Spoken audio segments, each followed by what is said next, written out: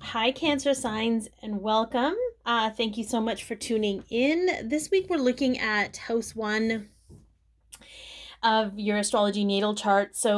Or just the aspect. It's the aspect of self. It's the house of self, the physical self, how you appear to others, what have you. But we're really looking this week at aspects of yourself that you learn from others, aspect of yourself that is all yours and you get to celebrate, the current growth with yourself, and of course guidance from spirit. But you could be a sun sign or moon sign, Cancer sign watching, or your first house could be in Cancer, right? Or it could be your rising. Your rising sign is the sign that's in your first house. So we're exploring that this week, and it is a general reading, so take what resonates, leave the rest. Some of it might be for you, some of it might be for someone else. And if you like Cancer Zodiac videos, or you like the kind of style that I have, I highly suggest you hit the subscribe button with the bell so that you can be notified when I post new videos. All right. Let's just spray the area with some moon spray. Good old full moon water. Moon water. Who doesn't love moon water? I don't know, kids. Okay, also, fun fact, Cancer, the Cancer zodiac sign rules the breast and the stomach. Okay? Each zodiac sign rules a different aspect of the body, just so you know. I don't know if you know that, but I found these little tidbits as I was like looking stuff up. I'm like, that's really cool. I want to share it. So here we are. Okay, so current growth with yourself. Current growth with yourself. Oh, okay. Healing chaos.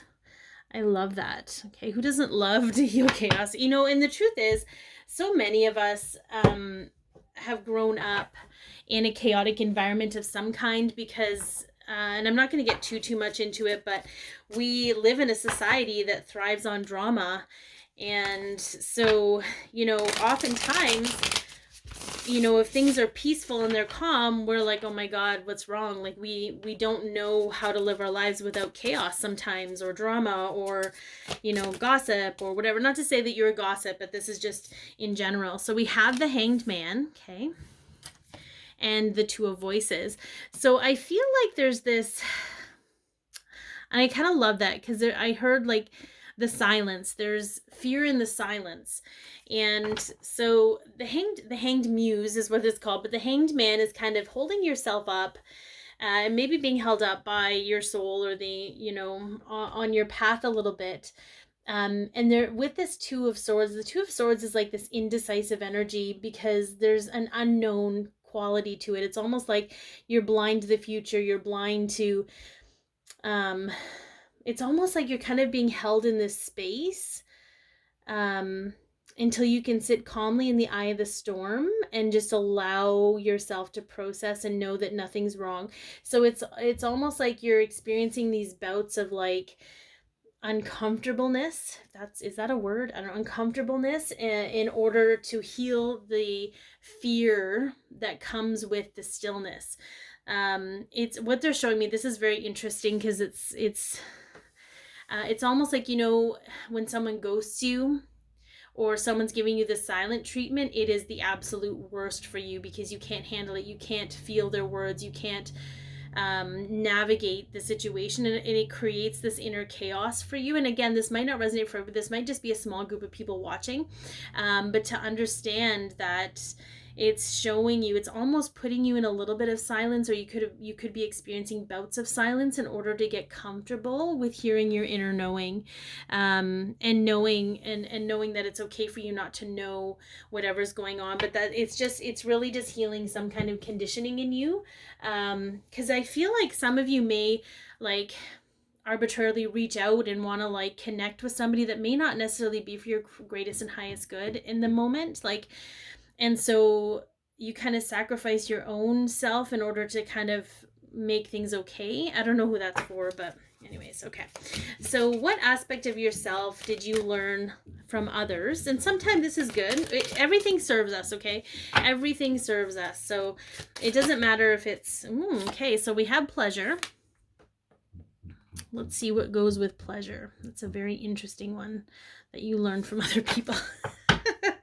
Okay, so Maybe even that you receive, the only way you can receive pleasure is through other people. Okay.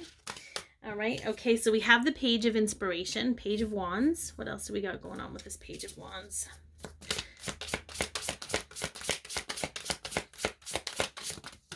Okay. We got lots with that.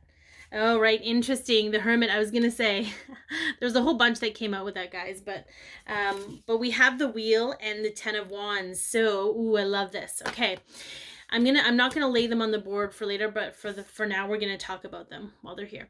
So what I got from that, because they showed me, again, we've got this seeking pleasure from others, and not necessarily sexual pleasure or physical pleasure. This is also emotional pleasure, mental pleasure, okay? And I feel like there's this concept that you need to collaborate with others to create your own pleasure, to create your own joy. And that's something that you learned from other people, okay? Because we have the Hermit here. So you're being guided to go inward more and more in order to seek your pleasure within. It becomes a burden when it's constantly needing to be with other people. And know that this is a very destined point in your learning process to be able to shift that energy. And it doesn't mean that you don't experience pleasure with others. It doesn't mean that you're not going to enjoy others' company or collaborations. It's just balancing out that you are your own co-creator with the universe, and knowing that you can have both. Okay. All right. So what aspect of self belongs to you that you just get to celebrate, because it's all yours? Okay. Oh, there we go. Ooh, Action Jackson. Yeah. There's definitely like a go-getter energy here of, I'm going to make things happen. I'm going to thrive. I love that, right? That optimist energy in you. And the persevering, I hear persevering energy. So we have the 8 of materials, the 8 of pentacles. So we have some skills, the ability to refine your skills, the ability to learn. And we have the 5 of emotions. So I love that. I love, because this to me is like past pain. So your ability to transmute, understand, and persevere through past pain is a gift that you can honor and own yourself. Like that really all belongs to you. And you may even translate it and help other people with it and get through their own pain. Okay. But your energy, okay, yourself, this is part of who you are. The ability to refine your emotions, to utilize your emotions.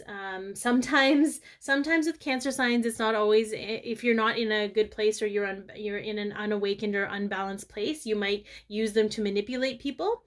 But I don't feel the energy of that, of the people watching right now. I'm just saying that may happen. And maybe, I guess I just feel like Cancers are so good at understanding people's emotions, so I really feel like it's one of your gifts, and you can use it to do a lot of really good for yourself and a lot of good for other people. And that's something you can celebrate. You can celebrate how far you've come with your own emotional journey, because that's all yours. Okay. All right, so what is some guidance from Spirit for our beautiful Cancer souls? Okay, let's try that again. There was like 5. Can we just get one? I only got space. Oh, look at that. It's like, we want more thriving, so we're going to bring it back up. Yeah, thriving. Okay. Illuminate thriving. So really highlight the concept of thriving versus surviving. And I feel like I'm not really telling you guys anything you don't know. I feel like this is something that's been in your peripheral, or something that's been in your focus for a while. I'm getting that energy. Okay. What else they got? So maybe it's just more of an affirmation, like, yeah, you're on the right path, dudes. Keep going. Yeah, the 9 of emotions, bliss, wish fulfillment, mastery of the, but it's not even like a mastery one. Yeah, the 2 of emotions, or the 2 of materials. 2 of materials. So we have a balancing act. Okay, learning to balance And then Nine of Materials. You can't get a better read than this, Cancer. This is all about your personal growth. They want you to continue to work on your personal growth. Allow yourself to become this individual, okay? They're telling me, like, usually I see like juggling, lots of juggling. If you're juggling right now, okay, tap into that. Is it actually making you feel like you're thriving, or is it I feel like for some there might be an attachment to being like, if I'm busy, then that means I'm successful, and so there might be some kind of recalibration that needs to come with that, because that's not necessarily true. But I do feel like every time you juggle and every time you reconcile, you're refining, right? We have this Eight of Pentacles. You're refining things. So it's not about good or bad or right and wrong. It's about what's good for you and bad for you and right for you and wrong for you, okay? So it's going to be whatever's for your journey, but you're allowing your wish fulfillment, your bliss to guide you and to really create this individual, expressive existence for yourself that's going to allow you to thrive. So I hope that this has helped. Be your peace, love yourself, share your light, and have an amazing day.